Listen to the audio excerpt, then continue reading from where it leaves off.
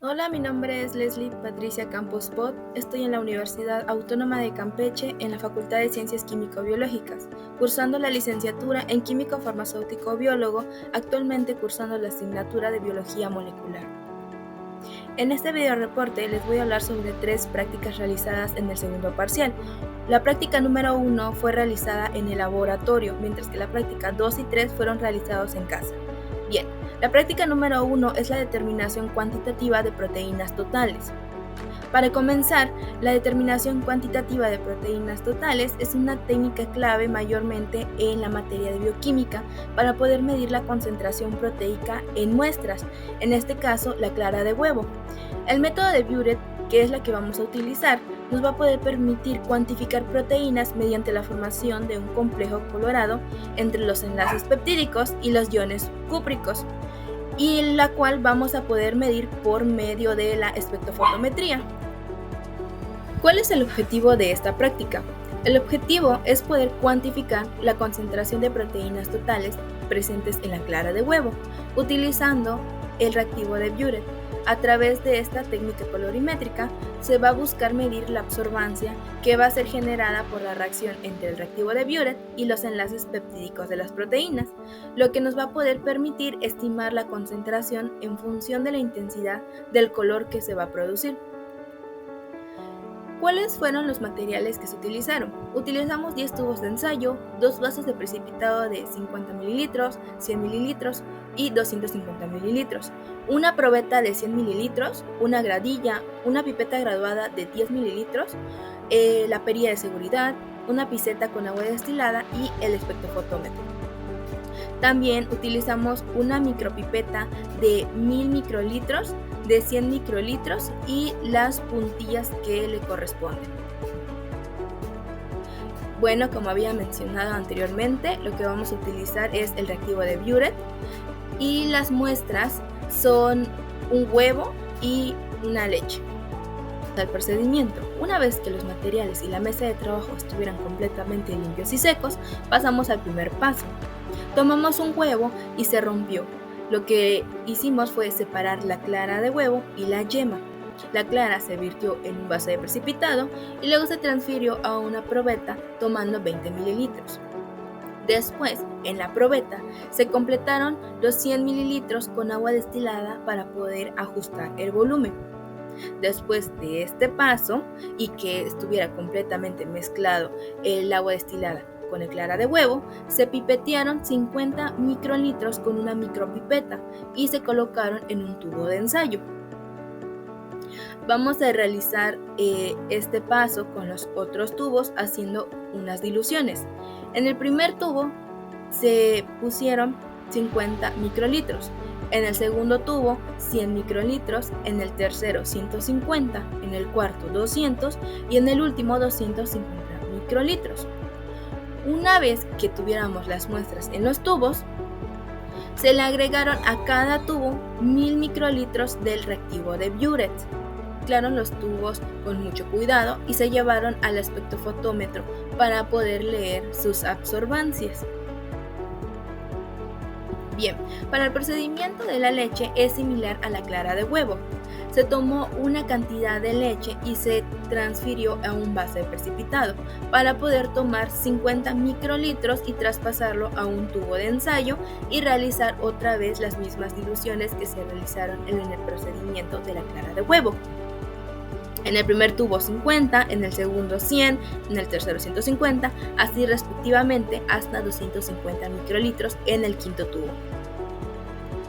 Se le agregaron también a cada tubo 1000 microlitros de reactivo de Biuret, se mezclaron y se observaron las coloraciones. Bien, una vez que se leyeron las absorbancias para cada dilución de clara de huevo, realizamos unos pequeños cálculos. ¿En qué consiste? En poder calcular la concentración ideal de cada dilución de clara de huevo que debemos obtener en el espectrofotómetro. Por lo tanto, ¿cuáles son los siguientes resultados? Como vemos en la siguiente tabla, observamos la absorbancia que nos dio en cada tubo en el espectrofotómetro y las concentraciones que se calcularon. Y si hacemos una comparación, no vemos mucha diferencia en los resultados. Por lo tanto, podemos decir que la práctica fue eficaz y exitosa al poder tener resultados similares. En cuanto a los resultados de la leche, no pudimos obtener resultados o mediciones precisas, ya que al agregarle el reactivo de Biuret a la leche se forma una turbidez, y esa turbidez impide que se pueda leer en el espectrofotómetro. Por lo tanto, solo observamos las coloraciones que se obtuvieron en las diluciones para la leche. Bien, como conclusión, la determinación cuantitativa de proteínas totales en la clara de huevo utilizando el reactivo de Biuret nos permitió obtener una medición precisa en la concentración proteica para la clara de huevo. Ahora vamos a pasar a la práctica número 2, llamado extracción casera de caseína realizado en casa. Como introducción, el aislamiento de caseína es un proceso que se utiliza para extraer y analizar la proteína principal de la leche. En este caso es la caseína, y se puede encontrar en forma de micelas que se mantienen en suspensión en la leche debido a su estructura particular. Al añadir un ácido, las micelas de la caseína se van a desestabilizar y se precipitan, lo que nos va a permitir separarlas de otros componentes de la leche. ¿Cuál es el objetivo de la práctica? El objetivo es aislar la caseína de la leche utilizando un método sencillo en casa, para poder observar su precipitación al añadir un ácido, en este caso el vinagre. Y a través de este proceso vamos a comprender cómo la caseína se va a separar de los demás componentes de la leche y observar sus características básicas como proteína. Bien, los materiales que utilicé fueron los siguientes. Utilicé un colador, un recipiente para la recolección de la caseína, una olla o cacerola y una tela delgada. Y para la muestra utilicé aproximadamente 500 mililitros de leche y 80 mililitros de vinagre. Aquí se puede observar los materiales utilizados en casa. Ahora pasamos al procedimiento. Como primer paso y algo que siempre se tiene que realizar, sea en el laboratorio o en casa, es limpiar la mesa o el área donde se va a trabajar. Una vez que limpié el área de trabajo, pasé al siguiente procedimiento.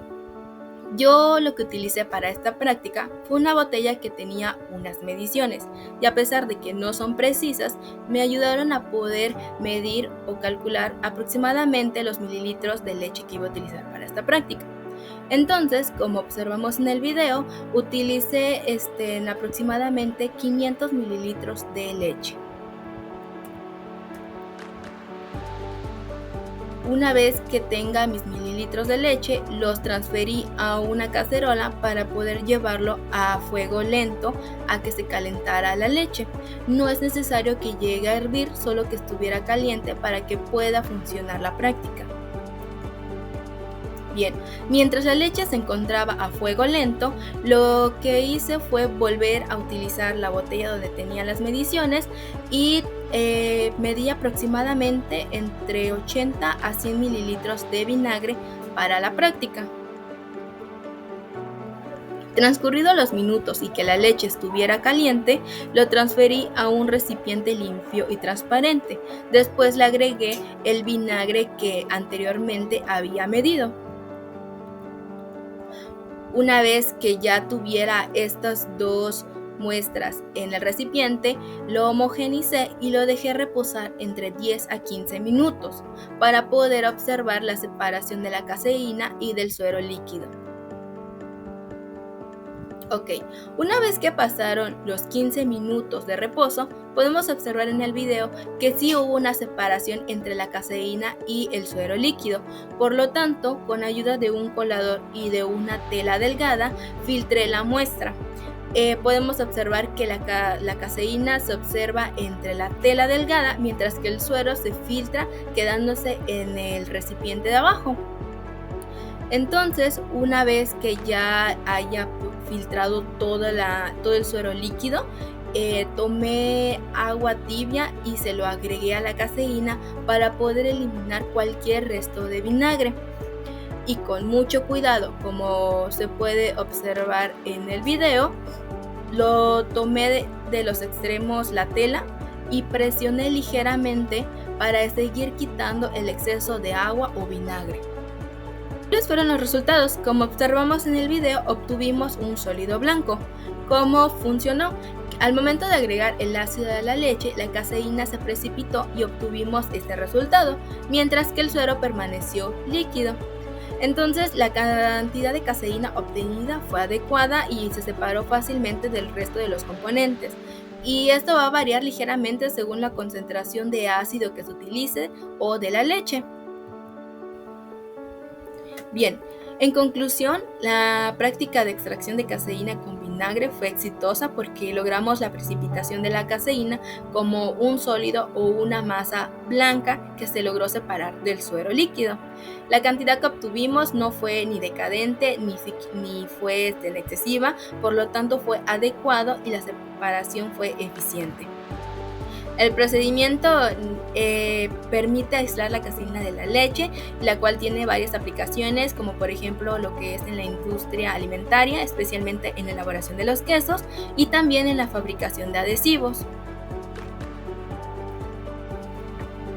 Bien, ahora les voy a hablar sobre la práctica número 3 y última, que se llama PCR virtual y consiste en la interacción virtual de la formación de PCR, también conocida como reacción de la cadena de la polimerasa.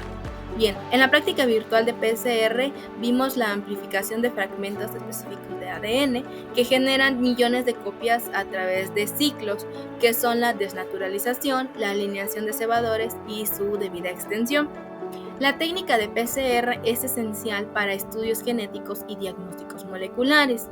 Bien, ahora vamos a conocer los reactivos que se utilizaron en la PCR y conocer la función de cada uno desde el punto de vista físico-químico. Como primer punto tenemos el ADN polimerasa, que es una enzima que copia el ADN para su debida síntesis. Como segundo punto encontramos los que son los nucleótidos, que son las piezas que la polimerasa va a utilizar para construir la nueva cadena de ADN. Y por último, la número 3, se requiere tanto agua como sales, un ejemplo, magnesio y potasio, que van a poder estabilizar la reacción para construir nuevas cadenas de ADN y cebadores que van a iniciar la amplificación. Ahora vamos a conocer los pasos de la técnica. Como primer paso tenemos el ciclo número 1, en donde el ADN se va a calentar aproximadamente 95 grados Celsius para poder romper los enlaces de hidrógeno entre las cadenas de ADN.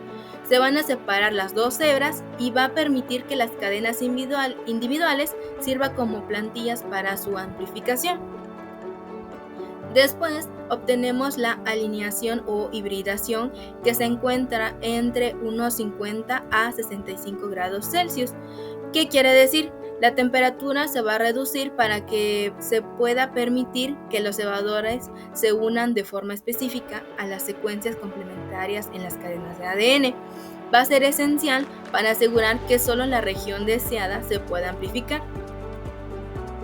Y por último tenemos lo que es la extensión, que se encuentra entre unos 72 grados Celsius, en la cual el ADN polimerasa se va a activar y va a comenzar a agregar nucleótidos para sintetizar nuevas cadenas de ADN a partir de las cadenas que son de molde.